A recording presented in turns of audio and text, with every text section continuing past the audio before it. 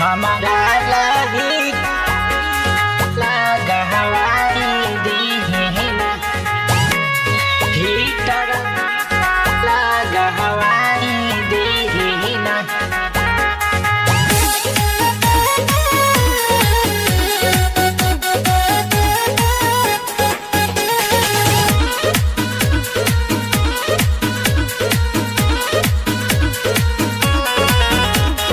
जाड़ा में गरदा कोई से उड़ाइब, हमारा जवनिया के फायदा उठाइब। हीटर लगा हवाई जाड़ा में गरदा कोई से उड़ाइब, हमारा जवनिया के फायदा उठाइब।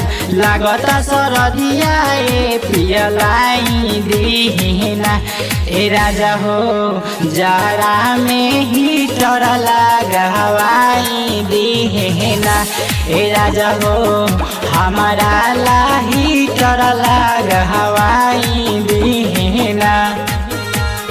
लगा हवाई दीना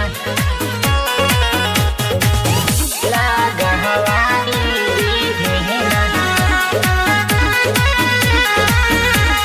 जहिया से आईनी घर में तमन्नावा के धरे लगे चैनी, सुझे ना उपैया कौनो तो शासन में बड़ी पछतैनी। जहिया से आईनी घर में तमन्नावा के धरे लगे चैनी, सुझे ना उपैया कौनो तो शासन में बड़ी पछतैनी। एक ही बाया हसाए राजा पुराई दीना ए राजा हो, हमारा ला हीटर लगा हवाई दीना ए राजा हो, जाड़ा में हीटर लगा हवाई दीना।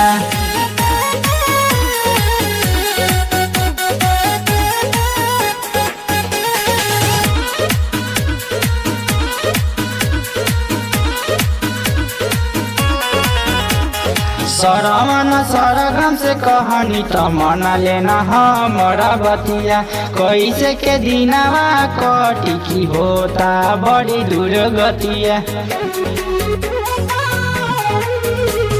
सरवन सरगम से कहानी त मन लेना हमारा बतिया, कैसे के दिनवा कटी होता बड़ी दुर्गतिया। धीरज मन डोलावा ए राजा लाई दीना ए राजा हो, हमारा ला हीटर लगा हवाई दीना ए राजा हो, जाड़ा में हीटर लगा हवाई दीना। Saran studio contact number 9546863302।